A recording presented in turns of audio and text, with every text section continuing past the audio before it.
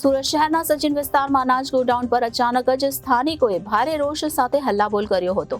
મોટી સંખ્યામાં મહિલાઓ સચિન રેલવે સ્ટેશન પાસેના સરકારી અનાજના ગોડાઉન પર પહોંચી ગઈ હતી. ગોડાઉનમાંથી નીકળતી જીવાત સ્થાનિક લોકોના ઘરમાં આવી જાય છે. આ જીવાત સમગ્ર ઘરમાં પ્રસરી જતા લોકો પરેશાન થઈ રહ્યા છે. તો સુરતમાં સરકારી અનાજમાં જીવજીવાતથી લોકો ત્રાહિમામ પોકારી ઉઠ્યા છે.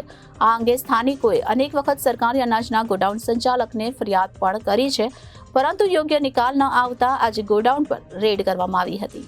સચિનમાં સરકારી અનાજના ગોડાઉનમાંથી નજીકની સોસાયટીઓમાં જીવજીવાત ઘરોમાં જાય છે અને આ અંગે વારંવાર ફરિયાદો કરવા છતાં ગોડાઉન તથા તેની નજીકના વિસ્તારમાં પેસ્ટ કંટ્રોલ કરવા સહિતની કાર્યવાહી ન કરાતા સુરત મહાનગરપાલિકાએ નોટિસ ફટકારી છે. સચિન ભાતીજી મહોલ્લામાં આવેલા અનાજના ગોડાઉનના સંચાલક કૌશિકસિંહ પટેલને નોટિસ ફટકારવામાં આવી છે. ગોડાઉનમાંથી જીવજીવાત નજીકની સોસાયટીના ઘરોમાં જતા રહીશોની હાલત કફીડી બની છે. વારંવાર રજૂઆત કરવા છતાં સરકારી અનાજના ગોડાઉનના કારભારીઓના પેટનું પાણી હલ્યું નથી. આખરે રહીશોએ પાલિકાના ઉધના ઝોન બીને રજૂઆત કરી હતી, જેથી પાલિકાએ ગોડાઉન સંભાળતા કૌશિક પટેલને નોટિસ ફટકારી આસપાસના રહીશોને તકલીફ ન પડે તે માટે પેસ્ટ કંટ્રોલ કરવા તાકીદ કરી છે. આ અંગે સ્થાનિક દિવ્યાબેન પંચોલીએ જણાવ્યું કે સચિન વિસ્તારમાં સરકારી ગોડાઉન છે. સાંજે 5 વાગે તો ત્યાંથી જીવડા આજુબાજુની સોસાયટીઓમાં આવી જાય છે. આખી રાત અમે હેરાન થઈએ છીએ. ખાવામાં આવી જાય છે, નાકમાં ઘૂસી જાય છે. આંગણવાડીમાં જ આજ અનાજ જાય છે તો કઈ રીતે લોકો ખાશે?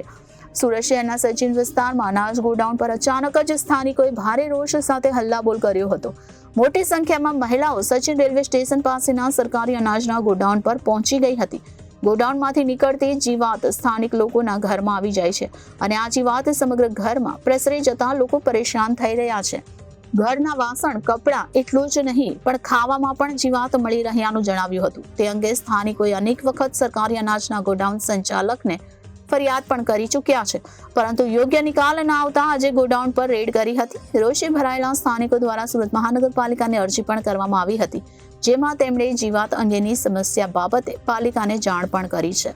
સમસ્યા ધ્યાનમાં આવતા આજ સુરત મહાનગરપાલિકા દ્વારા સરકારી અનાજના ગોડાઉનના મેનેજર કૌશિક પટેલને લેખિતમાં ચેતવણી આપી આ સમસ્યાનો ઉકેલ લાવવા માટે 3 દિવસનો સમય આપ્યો છે. જો 3 દિવસમાં કોઈ સમાધાન નહીં આવે તો કાયદેસરની કાર્યવાહી પાલિકા દ્વારા કરવામાં આવશે.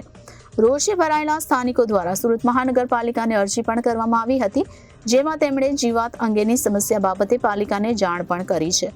સમસ્યા ધ્યાનમાં આવતા જ સુરત મહાનગરપાલિકા દ્વારા સરકારી અનાજના ગોડાઉનના મેનેજર કૌશિક પટેલને લેખિતમાં ચેતવણી આપી આ સમસ્યાનો ઉકેલ લાવવા માટે 3 દિવસનો સમય આપ્યો છે. જો 3 દિવસમાં કોઈ સમાધાન નહીં આવે તો કાયદેસરની કાર્યવાહી પાલિકા દ્વારા કરવામાં આવશે. સમસ્યા એક જ છે, આ ગોડાઉન છે સચિન વિસ્તારમાં આરોગ્ય સરકારી ગોડાઉન છે, સરકારી અનાજનું ગોડાઉન છે. ત્યાં રોજ સાંજ પડે 5-6 વાગે એટલે બધા જીવડા આજુબાજુની સોસાયટીમાં ફેલાઈ જાય. આખી રાત હેરાન કરે છે અમને. ખાવામાં આવે, પીવામાં આવે, નાકમાં ઘૂસી જાય, આંગણવાડીમાં અનાજ જાય, સરકારીમાં અનાજ જાય ને આવું અનાજ અમારે અહીંયા અમને આ ગોડાઉન જ અહીંયા જોઈતું નથી. સૌથી મોટામાં મોટું ગોડાઉન છે, બરાબર, જ્યાંથી સૌથી વધારે જથ્થાની આવક જાવક થાય છે, બરાબર. એ આજુબાજુના રહેવાસીઓની એવી ફરિયાદો છે ઘણા સમયથી કે જે અનાજની અંદર જે ધનાડા પડે છે જીવાતો, એ અહીંયાથી ઉડીને એમના ઘર તરફ આવે છે, એમના અનાજ ખરાબ થાય છે. રોજિંદી જિંદગીની અંદર પણ તકલીફો ખૂબ જ થઈ રહી છે. એના લીધે એમની ફરિયાદો એમણે મૌખિક પણ આપી અને લેખિતમાં પણ આપી હતી, બરાબર. અમારા ગોડાઉનના જે અનાજ જાળવણીના પ્રોટોકોલ પ્રમાણે જે એજન્સી મારફત આપણે દવા છંટાવવાની હોય, ફ્યુમિગેશન કરાવવાનું હોય, એ સમયે આપણે કરાવીએ જ છીએ.